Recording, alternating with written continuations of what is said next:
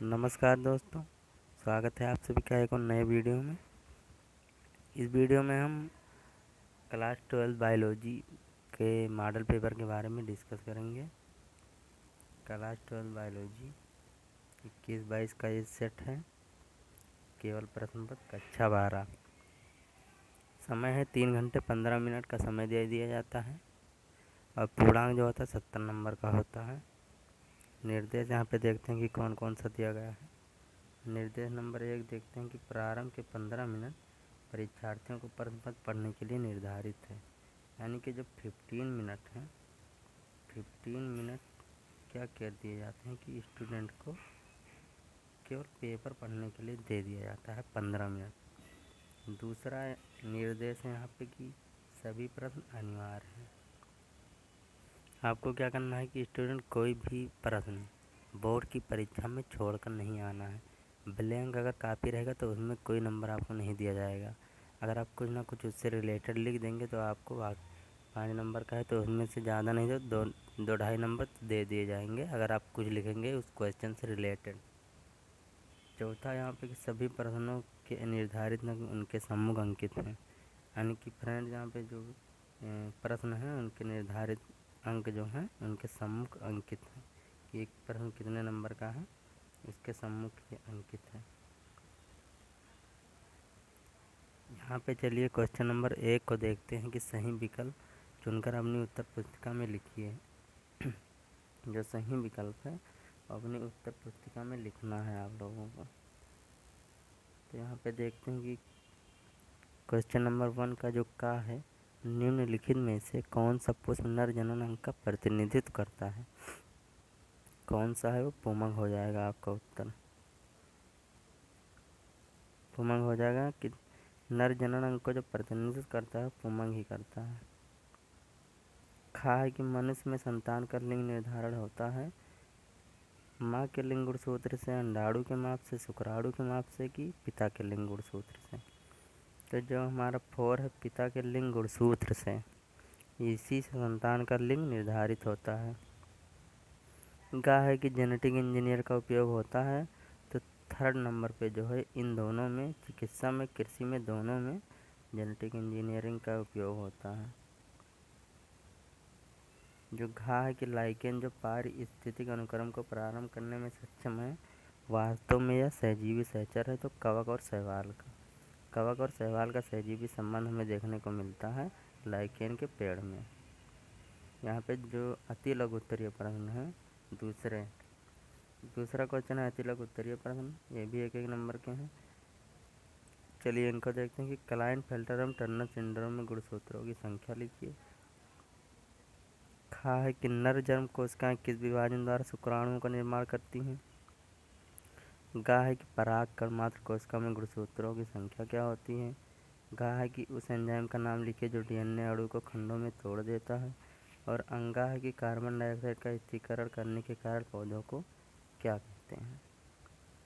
चलिए यहाँ पे तीसरा जो अति लघु उत्तरीय प्रश्न बनते हैं वो हम देख चुके हैं। अब तीसरा हम लघु उत्तरीय प्रश्न को देखते हैं। पक्षियों में लिंग निर्धारण को स्पष्ट कीजिए।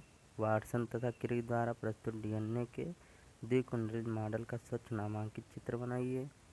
गा है कि प्रतिरक्षा क्या है। गा है कि आर्किड पौधा आम के पेड़ की शाखा पर उग रहा है। तो आर्किड और आम के पेड़ के बीच पारस्परिक क्रिया को आप कैसे स्पष्ट करेंगे। और अंगा है कि जैविक अनुक्रिया के तरीकों का स्वच्छ रेखीय निरूपण दर्शाइए। यहाँ पे तीसरा जो है लघु उत्तरीय प्रश्न है, 2-2 नंबर के प्रश्न पूछे जाते हैं। चौथा जो है लघु उत्तरीय प्रश्न है, ये 3 नंबर के पूछे जाते हैं। चलिए इनको देखते हैं। लघु बीजाणुधानी तथा गुरु बीजाणुधानी के बीच कोई 3 अंतर आपको स्पष्ट करने हैं। हमारे समाज में लड़कियां पैदा होने पर दोष केवल महिलाओं को दिया जाता है, बताइए कि यह क्यों सही नहीं है।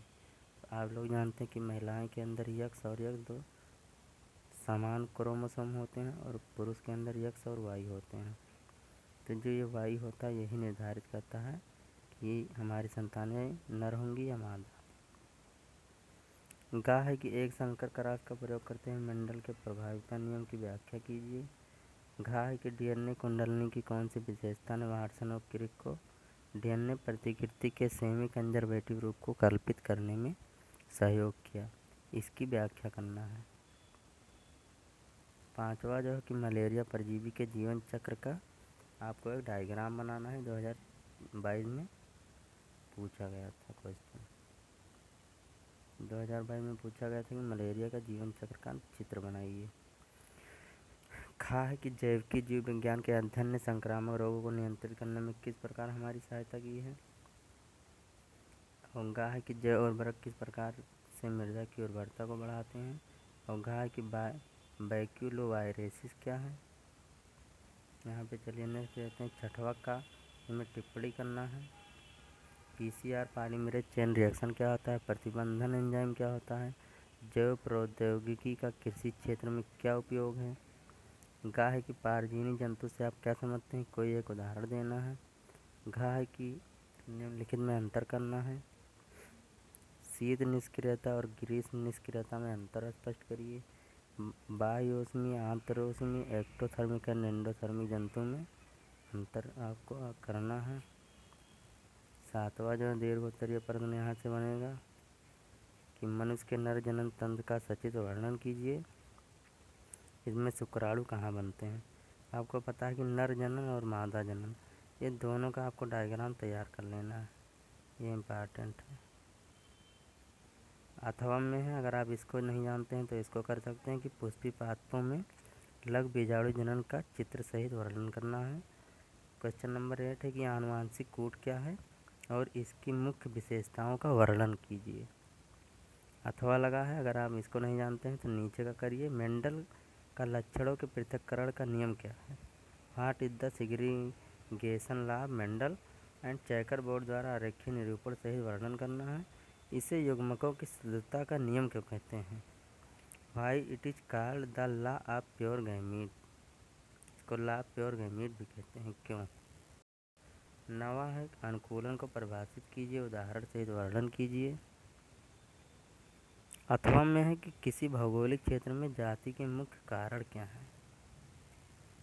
तो फ्रेंड्स आपको जो क्वेश्चन नंबर यहाँ पे 7 से ये सब अथवा है, इसमें से दोनों में से एक ही करना है, दोनों में से केवल एक करना है, दोनों नहीं करना है, एक करना है।